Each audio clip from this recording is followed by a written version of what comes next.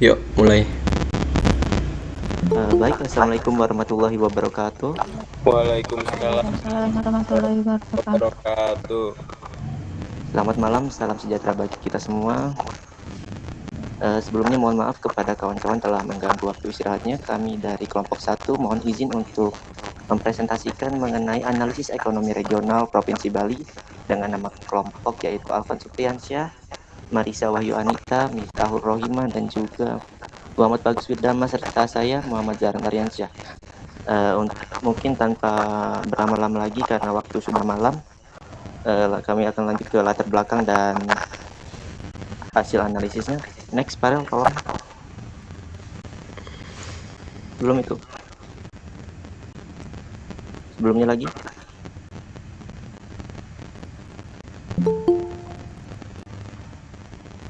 Tuh cok, bentar cok. Nextnya gimana sih? Ini tanda panah kanan. Kalau nggak tanda panah kanan, scroll ke bawah aja. Gini aja kali ya. Ya. Next lagi, tolong.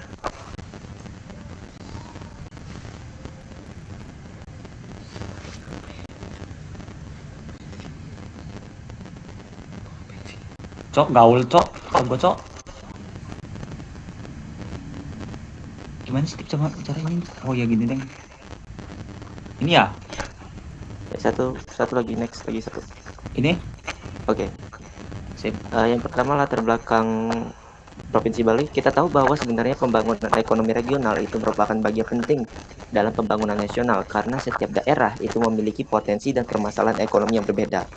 Nah, Provinsi Bali ini merupakan provinsi yang bisa kita katakan adalah provinsi yang unik, yang mana dia memiliki sektor unggulan berupa pariwisata, perdagangan jasa, dan juga transportasi. Provinsi Bali itu pada periode 2023 sampai 2025, perekonomian Bali itu mengalami pemulihan dan pertumbuhan setelah terdampak pandemi COVID-19. Pertumbuhan ini didorong oleh meningkatnya jumlah wisatawan, aktivitas perdagangan, konsumsi masyarakat, serta investasi daerah. Nah, kami ini dalam menganalisis perekonomian Bali ini menggunakan berbagai indikator seperti ekonomi regional, seperti PDRB, pertumbuhan ekonomi, tenaga kerja, pengangguran, kemiskinan, infrastruktur, tingkat pendidikan, IPM atau ketimpangan pendapatan, dan PDRB per kapita. Namun, walaupun pada tahun 2023 sampai 2025 ekonomi Bali ini mengalami pemulihan, Bali ini juga masih menghadapi beberapa permasalahan ekonomi regional karena itu tadi ketergantungan yang tinggi terhadap sektor pariwisata membuat ekonomi Bali ini rentan terhadap perubahan global dan penurunan jumlah wisatawan. Next. Bentar ya.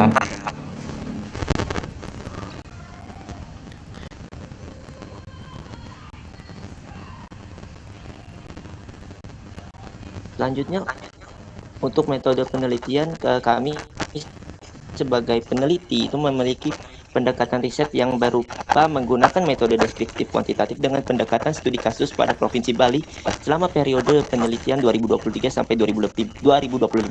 Untuk sumber data sendiri, kami para peneliti ini memanfaatkan data sekunder dari laporan publikasi Badan Pusat Statistik atau BPS Provinsi Bali, Bank Indonesia atau sebagai bank sentral ataupun instansi daerah terkait. Dan untuk teknik analisis, kami menggunakan analisis deskriptif, komparatif, dan tinjauan 5 faktor pembentukan wilayah untuk melihat akar perkembangan ekonomi regional. Next. Nah, untuk hasil penelitian sendiri mungkin akan dijelaskan oleh Alvan dan Marisa. Untuk waktu dan tempat saya persilahkan. Baik, saya di sini akan membacakan hasil dan analisis perkembangan ekonomi Bali di tahun 2022. Tahun 2022 merupakan periode awal pemulihan ekonomi Provinsi Bali setelah mengalami tekanan yang sangat besar akibat pandemi COVID-19 pada tahun-tahun sebelumnya. Memasuki tahun 2022, kondisi ekonomi Bali mulai menunjukkan tanda-tanda pemulihan seiring dengan dibukanya kembali aktivitas wisata internasional dan pelonggaran kebijakan perjalanan. Pembukaan kembali Bandara Udara Internasional Sarto Gusti Ngurah Rai menjadi faktor utama yang mendorong meningkat aktivitas ekonomi masyarakat. Jumlah wisatawan domestik dan mancanegara mulai meningkat sehingga sektor-sektor ekonomi yang sebelumnya mengalami penurunan mulai kembali bergerak. Pertumbuhan ekonomi Bali pada tahun 2022 mencapai sekitar 4,84%. Angka tersebut menunjukkan bahwa ekonomi Bali mulai pulih walaupun belum sepenuhnya kembali seperti kondisi sebelum pandemi. Pemulihan ekonomi terutama pada sektor penyediaan akomodasi, makanan dan minuman, perdagangan, transportasi, dan jasa lainnya. PDRB Bali pada tahun 2022 mengalami peningkatan dibandingkan tahun sebelumnya karena meningkatnya konsumsi masyarakat dan aktivitas wisata. Meningkatnya aktivitas hotel, restoran, dan transportasi menyebabkan pendapatan daerah mulai membaik. Banyak UMKM yang bergerak pada sektor kuliner, kerajinan, dan oleh-oleh mulai kembali memperoleh pendapatan walaupun belum sepenuhnya stabil.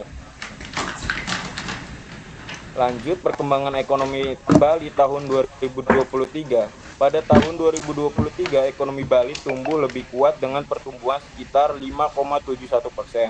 Peningkatan jumlah wisatawan dan penyelenggaraan berbagai acara internasional mendorong perkembangan sektor hotel, restoran, transportasi, perdagangan, ekonomi kreatif, dan konstruksi.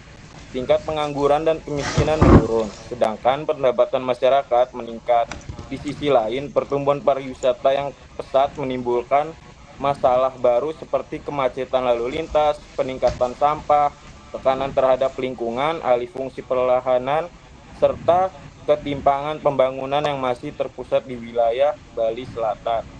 Mungkin cukup dari saya, materi selanjutnya akan disampaikan oleh Marisa. Baik, saya akan menjelaskan materi tentang perkembangan ekonomi Bali tahun 2024.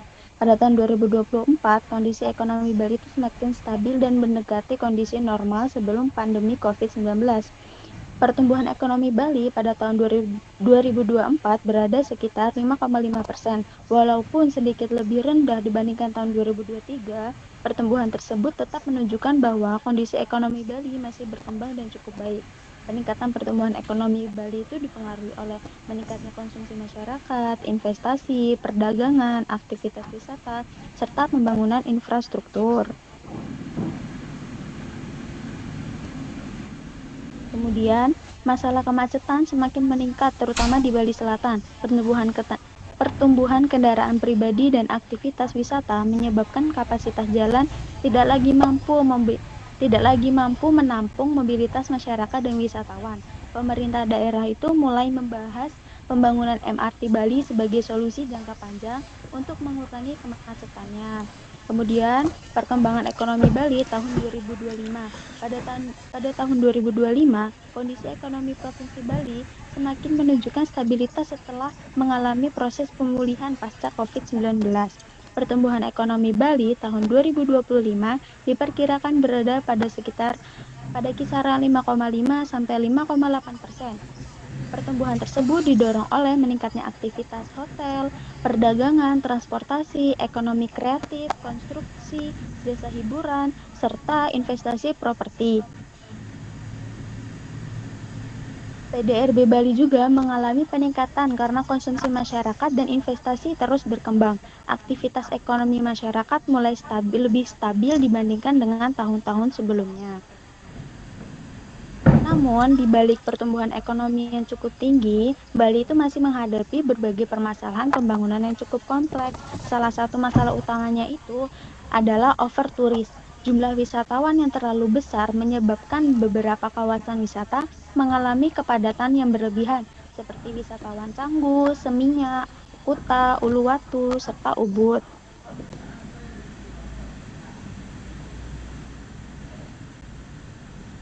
Kondisi tersebut menyebabkan urbanisasi menuju Bali Selatan terus meningkat karena masyarakat itu mencari peluang kerja dan fasilitas ekonomi yang lebih baik. Pemerintah daerah Bali juga mulai berupaya mengurangi ketimpangan pembangunan melalui pembangunan infrastruktur wilayah, pengembangan kawasan ekonomi baru, pengembangan pariwisata Bali Utara.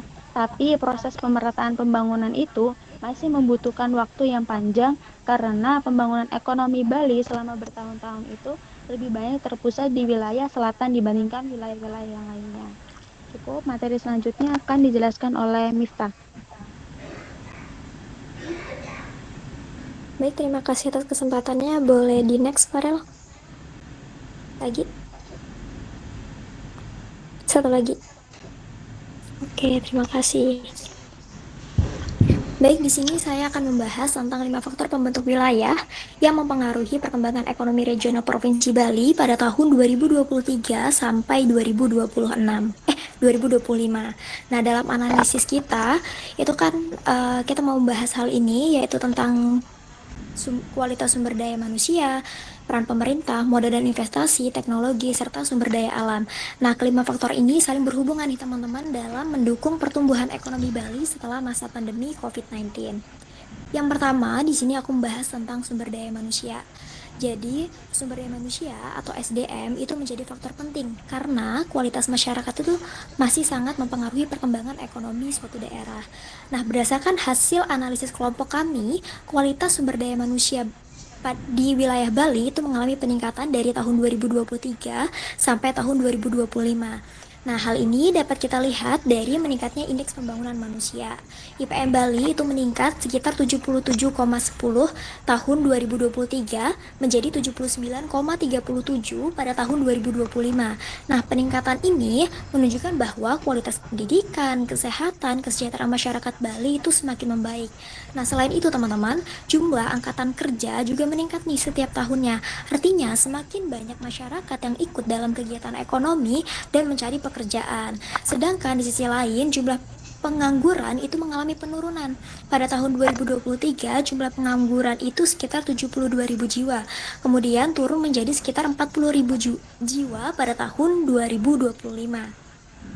Nah, penurunan pengangguran ini terjadi karena adanya sektor pariwisata, perdagangan, hotel, restoran, dan jasa mulai pulih nih sehingga mampu menyerap tenaga kerja kembali.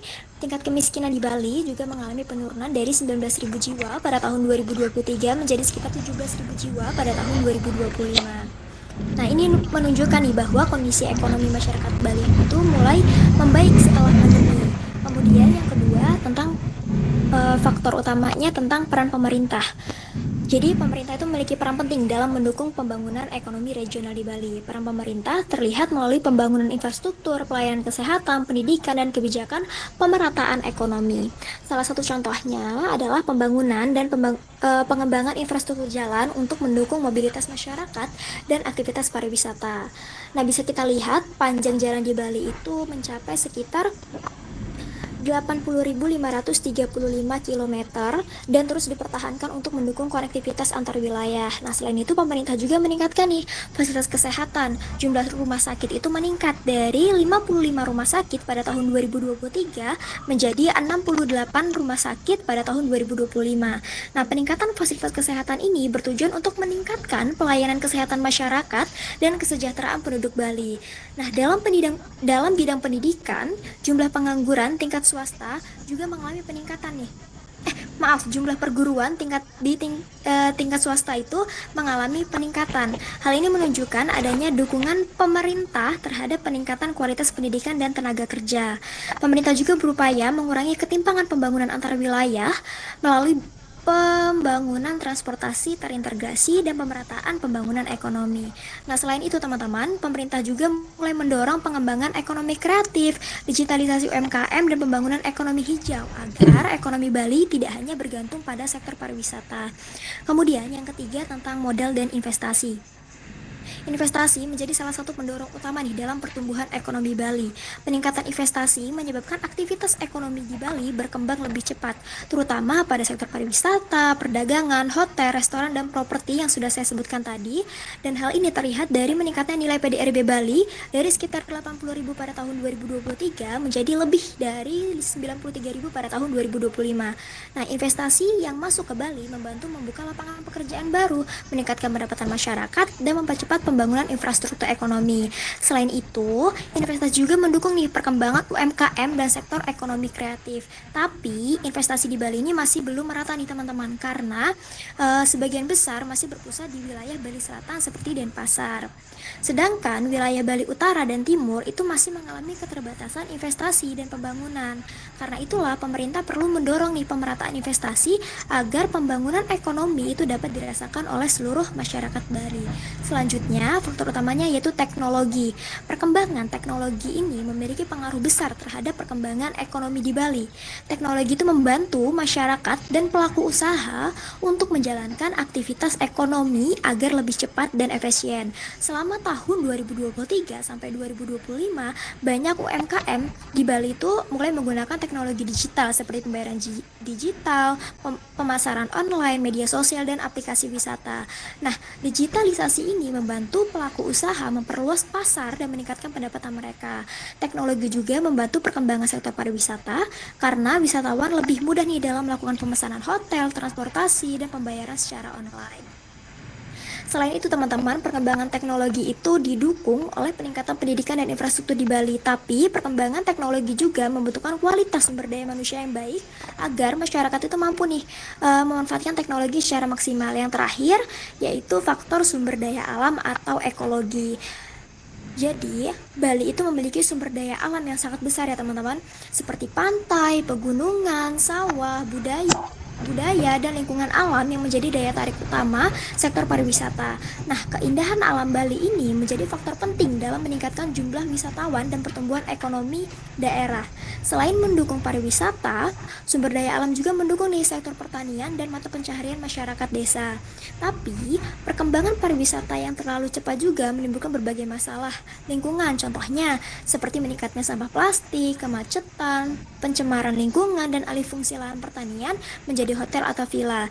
Jika kondisi ini terus terjadi nih, maka nantinya dapat mengancam kelestarian lingkungan dan sistem yang menjadi budaya khas Bali. Karena itulah pemerintah ini perlu menjaga lingkungan dan mengembangkan pembangunan yang berkelanjutan agar sumber daya alam Bali itu tetap terjaga. Jadi perkembangan ekonomi Bali dari tahun 2023 sampai 2025 ini dipengaruhi oleh 5 faktor ini.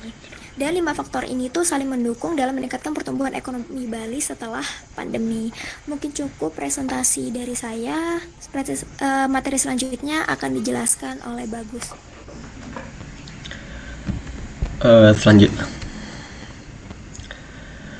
Selanjutnya saya akan membahas mengenai masalah pemerintah dan perekonomian di Provinsi Bali. Jadi walaupun ekonomi di Bali itu mengalami pertumbuhan yang cukup baik yang sebelumnya dijelaskan oleh Miftah, ternyata masih ada beberapa tantangan yang perlu kita perhatiin dan juga perlu pemerintah perhatiin supaya pembangunannya itu tidak hanya cepat tapi juga merata ke seluruh daerah yang ada di Provinsi Bali. Pertama kita masuk ke bagian distorsi struktur perekonomian. Jadi di bagian ini yang pertama itu ada yang namanya ketergantungan ekstrim. Jadi masalah pertamanya adalah adanya ketergantungan ekonomi Bali itu yang sangat besar pada sektor pariwisatanya. Sampai sekarang struktur ekonomi Bali itu masih belum ada yang namanya diversifikasi yang kuat di luar sektor pariwisatanya. Karena Bali itu tujuan ekonominya itu memang diarahkan ke arah pariwisata. Artinya sebagian besar ekonomi masyarakatnya itu melalui hotel, restoran, dan transportasi, perdagangan, sampai UMKM juga bergantung pada jumlah wisatawan yang datang. Jadi semakin banyak wisatawan yang datang, maka pendapatan mereka akan semakin tinggi. Begitupun sebaliknya, jika wisatawan yang datangnya semakin sedikit, maka pendapatan perekonomian mereka akan lebih sedikit juga. Kondisi ini tuh memang bisa memberikan keuntungan besar saat pariwisata meningkat, tapi di sisi lain juga itu ngebuat Bali itu cukup rentan terhadap gangguan dari luar. Kayak contoh kita bisa lihat pada saat pandemi COVID-19, itu jumlah wisatawan yang ke Bali itu sangat sedikit karena adanya keterbatasan akses untuk para wisatawan itu untuk bisa ke Bali. Karena itu pemerintah Bali juga pastinya mendorong diversifikasi ekonomi melalui pengembangan ekonomi kreatif, pertanian modern, UMKM digital, dan ekonomi berbasis budaya lokal agar masyarakat itu tidak hanya bergantung pada sektor wisatanya aja. Terus yang kedua ada yang namanya ketimpangan spasial. Jadi masalah ini itu adalah ketimpangan spasial atau ketimpangan pembangunan antar wilayah. Sampai sekarang investasi dan fasilitas ekonomi masih banyak itu yang terpusat di Bali bagian selatan. Contohnya kayak Denpasar, Badung, dan juga Gianyar. Daerah-daerah tersebut yang saya sebutkan itu tuh memang berkembang lebih cepat karena infrastruktur mereka itu memang lebih cepat terbentuknya, dan mereka tuh bisa disebut sebagai pusat perdagangan, dan juga kawasan wisatanya itu lebih lengkap dibandingkan dari daerah-daerah yang lain. Sementara itu untuk wilayah Bali di bagian utara dan di bagian timur kayak Bangli, Karangasem, dan Jembrana itu masih berkembangnya lebih lambat karena investasi dan fasilitas ekonomi di sana itu lebih terbatas dibandingkan dengan daerah-daerah di bagian selatan. Akibatnya dari itu muncullah kesenjangan pembangunan dan urbanisasi internal, yaitu perpindahan masyarakat dari dari Bali yang bagian utara dan bagian timur ke bagian selatan dikarenakan orang-orang ini tuh beranggapan bahwasannya kalau mereka pindah, mereka tuh bakal memiliki peluang yang besar gitu untuk bisa mendapatkan pekerjaan dan penghasilan dibandingkan mereka mencari pekerjaan di daerah mereka sendiri gitu. Terus next yang kedua ada isu ekologis dan sosial. Yang pertama itu ada over tourism dan kemacetan. Jadi masalah berikutnya ini yaitu berkaitan dengan dampak pertumbuhan pariwisata yang terlalu padat atau over tourism. Jadi kawasan yang sering padat itu ada Canggu, Kuta, Seminyak, dan juga Ubud yang mengalami peningkatan aktivitas wisata yang sangat tinggi.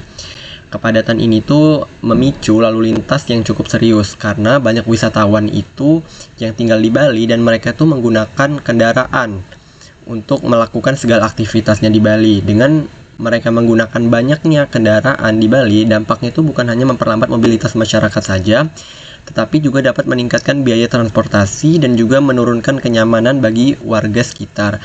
Dan juga pastinya dengan banyaknya kendaraan yang digunakan, itu dapat menambahkan polusi udara di Bali. Karena itu, pemerintah Bali itu pastinya sudah merencanakan dan mulai membahas untuk mendorong pembangunan transportasi publik berintegrasi seperti MRT Bali sebagai solusi jangka panjang. Terus yang kedua, ada ancaman lingkungan dan biaya hidup. Selain kemacetan yang saya sebutin tadi, Bali juga itu menghadapi berbagai masalah lingkungan dan sosial. Karena pesatnya pembangunan hotel, villa, dan properti wisata itu kan pastinya meningkatkan kebutuhan air bersih dan juga nambah volume sampah, terutama sampah plastik di kawasan-kawasan wisata.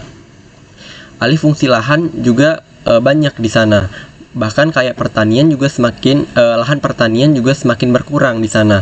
Banyak sawah produktif itu berubah menjadi hotel, villa, dan properti-properti lainnya yang mereka ubah untuk meningkatkan pendapatan mereka. Dari sisi sosialnya, investasi properti yang tinggi juga ikut nyebabin harga tanah dan biaya hidup di Bali juga semakin tinggi gitu, karena banyak wisatawan itu ingin tinggal di Bali. Nah, pastinya untuk harga tanah dan harga lahan di sana itu pastinya semakin tahun akan semakin meningkat. Jadi untuk masyarakat lokal di sana tuh pastinya bakal merasa kesulitan jika mereka ingin memiliki rumah atau memiliki lahan di daerah Bali. Jadi tantangan pemerintah Bali itu sebenarnya tuh bukan cuma ngejaga pertumbuhan ekonominya jalan, tetapi juga mastiin pembangunannya itu tetap berjalan dengan baik dan ramah lingkungan gitu. Jadi semuanya itu berjalannya secara beriringan. Ekonominya naik tapi tidak merusak lingkungannya gitu. Dari permasalahan tadi kita tuh bisa lihat bahwasannya pemerintah itu punya peran yang cukup penting. Jadi pemerintah itu bukan cuma untuk meningkatin pertumbuhan ekonominya aja, tapi juga pemerintah itu harus punya kebijakan untuk yang namanya mengurangi ketimpangan, menjaga lingkungan, dan juga mastiin pembangunan ekonomi itu berjalan lebih merata dan juga pastinya harus lebih berkelanjutan. Mungkin cukup dari saya serahkan ke moderator.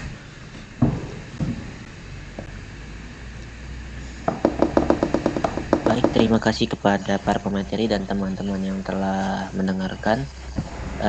Mungkin langsung saja ya kita membuka sesi tanya jawab. Mungkin ada yang ingin bertanya atau apa, saya persilakan.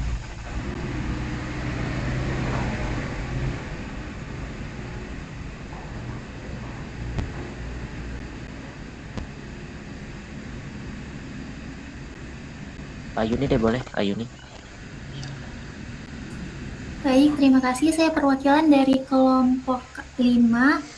Pertanyaannya itu kan di makalah menyebutkan bahwa pada tahun 2024 dan 2025 itu kan pemerintah mulai mengarahkan kebijakan pada konsep green tourist dan ekonomi hijau untuk menjaga lingkungan. Dan juga situ ada tercatat bahwa alih fungsi lahan sawah produktif menjadi hotel, villa, dan properti komersial justru terus meningkat dan mengancam sistem subak. Jadi sejauh mana kebijakan green tourist ini efektif di lapangan jika regulasi zonasi pertanian itu tidak mampu menahan laju konversi lahan tersebut. Terima kasih. Baik, terima kasih Ayuni. Kami tampung dulu ya. Selanjutnya,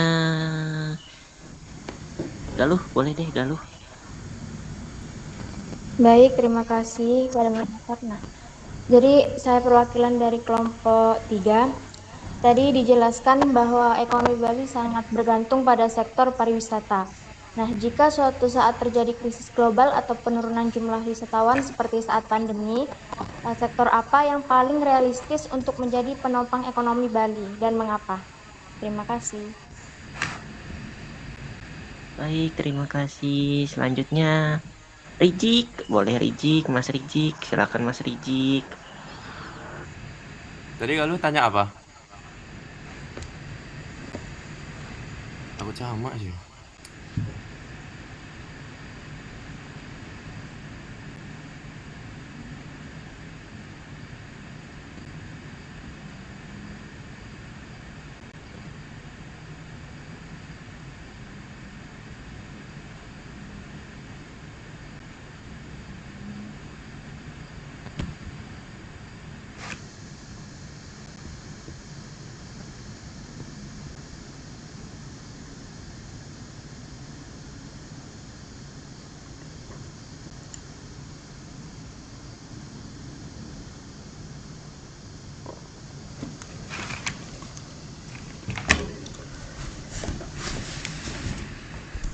Jadi mau nanya Jik.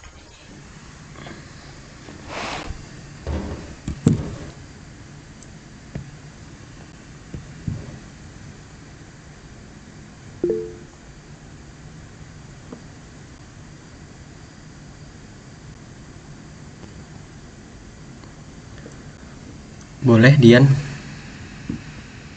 Ya, saya dari kelompok 6 ingin bertanya. Di materi kan menjelaskan bahwa meningkatnya investasi properti dan pariwisata menyebabkan harga tanah serta biaya hidup di Bali terus naik. Menurut kalian, apakah kondisi tersebut dapat memperbesar kesenjangan sosial karena masyarakat lokal berpenghasilan rendah semakin sulit memiliki rumah dan memenuhi kebutuhan hidup? Berikan alasannya. Terima kasih. Ada lagi dari kelompok yang belum bertanya? Disilakan angkat tangannya. Angkat tangan atau tidak ada yang mau bertanya? Terima kasih atas pemaparan. Terima kasih atas pertanyaannya. Sebelumnya saya ingin bertanya.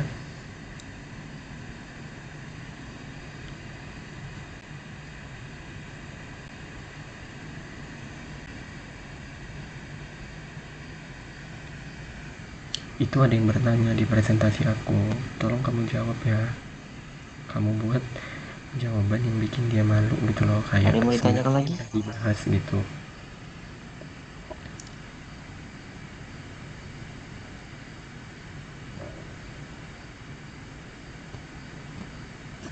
Terima kasih pertanyaan. Sebenarnya poin ini tuh udah sempat kami bahas pada bagian masalah pemerintah atau saya.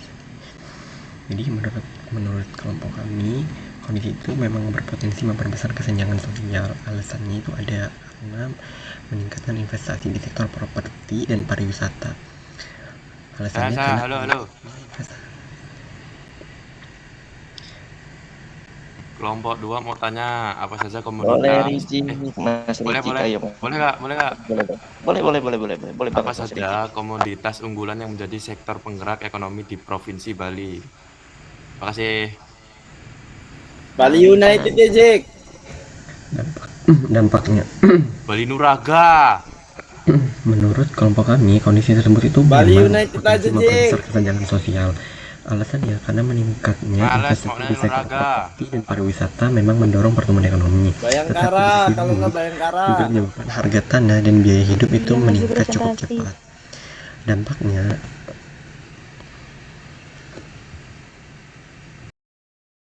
Rijik kelompok berapa Jik?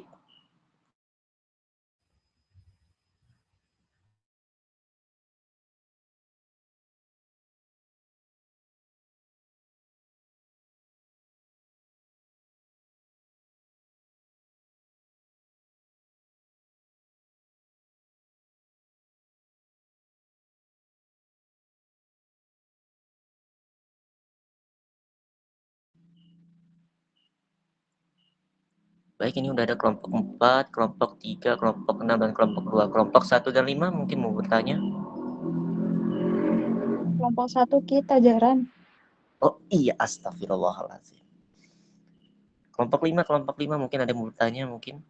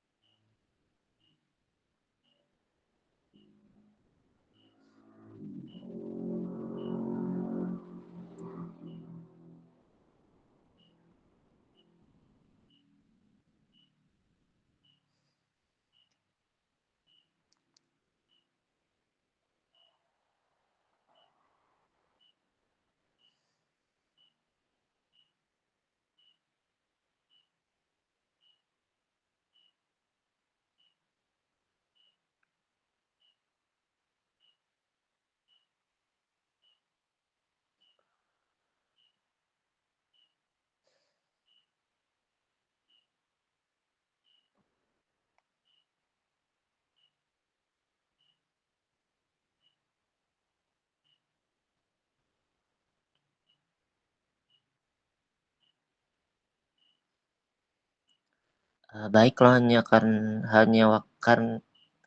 dikarenakan waktu sudah malam, untuk konfirmasi terakhir, maka yang bertanya hanya kelompok 4, 3, 6, dan 2. Untuk kelompok 5 mungkin nanti akan ada ataupun pertanyaan mungkin nanti bisa disampaikan, tapi untuk Kutil, izinkan kami untuk berdiskusi untuk menjawab pertanyaan dari kelompok-kelompok yang sudah bertanya terlebih dahulu. Terima kasih.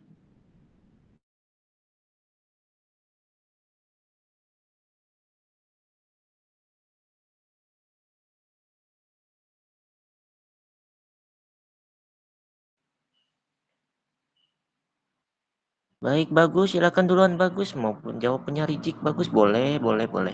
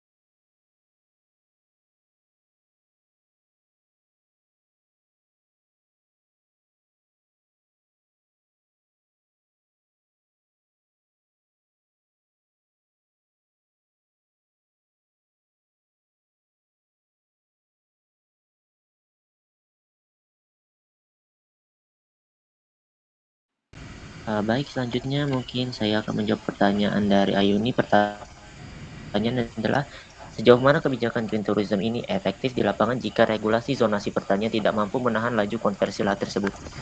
Sebenarnya pertanyaan ini tuh sebenarnya menyerang kontradiksi utama dari kebijakan pariwisata Bali ya, yang mana pemerintah itu bicara green tourism, tapi struktur ekonominya masih sangat bergantung pada ekspansi properti dan investasi wisata massal. Kalau kita lihat secara kritis, ada beberapa alasan kenapa kebijakan green tourism ini belum sepenuhnya efektif. Yang pertama itu regulasinya ada, tetapi penegakannya itu lemah. Pemerintah Bali atau dalam hal ini Gubernur Bali maupun tatanan pemerintah Bali itu memang memiliki aturan zonasi dan perlindungan lahan pertanian, tetapi implementasinya itu seringkala oleh kepentingan investasi. Banyak lahan kayak sawah yang produktif itu dialihin menjadi villa, hotel ataupun kafe dan properti komersial lainnya karena nilai ekonominya itu jauh lebih tinggi dibandingkan mempertahankan pertanian itu sendiri. Yang kedua itu insentif ekonominya itu tidak seimbang, yang mana petani itu sering lebih memilih menjual lahan karena pendapatan sektor pertanian itu jauh lebih rendah dibanding keuntungan dari sektor properti dan pariwisata. Jadinya masalahnya itu bukan cuma di regulasi, tetapi juga ketimpangan insentif ekonomi. Selama bertani itu dianggap tidak menguntungkan, maka konversi lahan itu akan terus terjadi. Yang ketiga itu green tourism masih menjadi dominan di level konsep dan promosi. Banyak praktik sebenarnya green tourism yang lebih bersifat kayak simbolik seperti penggunaan sedotan ramah lingkungan atau kampanye eco-friendly. Namun akar masalahnya itu masih ke eksploitasi ruang, overdevelopment maupun tekanan terhadap sistem subak sebelum terselesaikan secara serius. Yang keempat itu atau yang terakhir itu sistem subak itu terancam secara struktural, yang mana sistem subak bukan hanya irigasi tetapi juga bagian dari budaya dan keseimbangan lingkungan Bali. Ketika sawah berkurang, maka rantai kayak sosial, budaya dan ekologinya ikut melemah, yang mana itu jadi ancaman bukan sekedar kehilangan lahan tetapi juga hilangnya identitas agraris Bali. Mungkin sekian. Bagaimana Ayuni? Cukup, terima kasih. Danke. Baik, selanjutnya saya akan menjawab pertanyaan dari Dian Ayu Lestari dari perwakilan kelompok 6. Pertanyaannya, materi kalian menjelaskan bahwasanya meningkatkan investasi properti dan pariwisata menyebabkan harga tanah serta biaya hidup di Bali terus naik. Menurut kalian, apakah kondisi tersebut dapat memperbesar kesenjangan sosial karena masyarakat lokal berpenghasilan rendah semakin sulit memiliki rumah dan memenuhi kebutuhan hidup?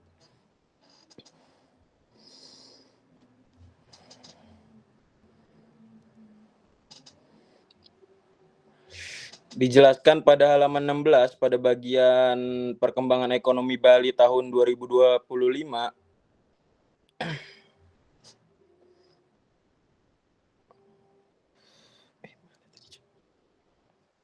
Tingginya investasi pada properti dan pariwisata menyebabkan harga tanah di Bali meningkat sangat cepat. Banyak masyarakat lokal kesulitan membeli rumah atau lahan karena harga properti semakin mahal. Singkatnya, ya, kondisi tersebut berpotensi memperbesar kesenjangan sosial. Dalam makalah dijelaskan bahwa meningkatnya investasi pada sektor properti dan pariwisata menyebabkan harga tanah serta biaya hidup di Bali naik dengan cepat. Akibatnya, masyarakat lokal yang berpenghasilan rendah semakin sulit membeli rumah atau lahan dan memenuhi kebutuhan hidup. Selain itu, manfaat investasi lebih banyak dirasakan oleh wilayah yang menjadi pusat pariwisata dan investasi seperti Denpasar dan Badung, sehingga dapat memperlebar kesenjangan kesejahteraan dengan masyarakat di daerah lain. Karena itu, pemerintah perlu mendorong pemerataan pembangunan dan investasi agar manfaat pertumbuhan ekonomi dapat dirasakan oleh seluruh masyarakat Bali. Bagaimana dengan Dian? Apakah Ya, sudah baik. cukup? Baik, terima kasih. Baik. Oke, selanjutnya di sini aku mau jawab pertanyaan dari Galuh. Pertanyaannya, tadi dijelaskan bahwa ekonomi Bali sangat bergantung pada sektor pariwisata. Jika suatu saat terjadi krisis global atau penurunan jumlah wisatawan seperti saat pandemi, sektor apa yang paling realistis untuk menjadi penopang ekonomi Bali dan mengapa? Jelaskan. Oke, menurut saya sektor yang paling realistis untuk menjadi penopang ekonomi Bali adalah UMKM, pertanian, ekonomi kreatif, dan ekonomi digital. Kenapa?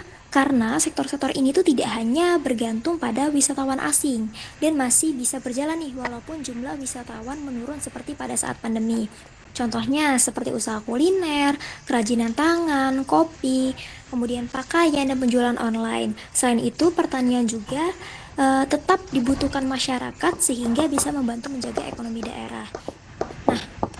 Seperti yang sudah dijelaskan di makalah tadi, bahwa pemerintah Bali itu mulai mendorong pengembangan ekonomi kreatif, digitalisasi UMKM, pertanian modern, dan ekonomi berbasis budaya lokal. Jadi, jika pariwisata suatu saat nanti menurun, sektor-sektor tersebut itu bisa menjadi alternatif nih untuk menjaga ekonomi Bali agar tetap berjalan karena mampu membuka lapangan kerja dan membantu pendapatan masyarakat di Bali. Mungkin cukup jawaban dari saya. Bagaimana Galuh? Oke, terima kasih Mipta. Oke, terima kasih kembali. Baik, selanjutnya saya kembalikan ke moderator.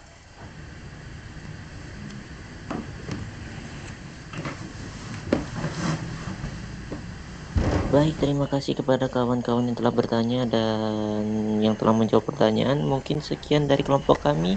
Kami akhiri, wabillahi taufiq wal hidayah. Wassalamualaikum warahmatullahi wabarakatuh. Waalaikumsalam. Waalaikumsalam warahmatullahi wabarakatuh.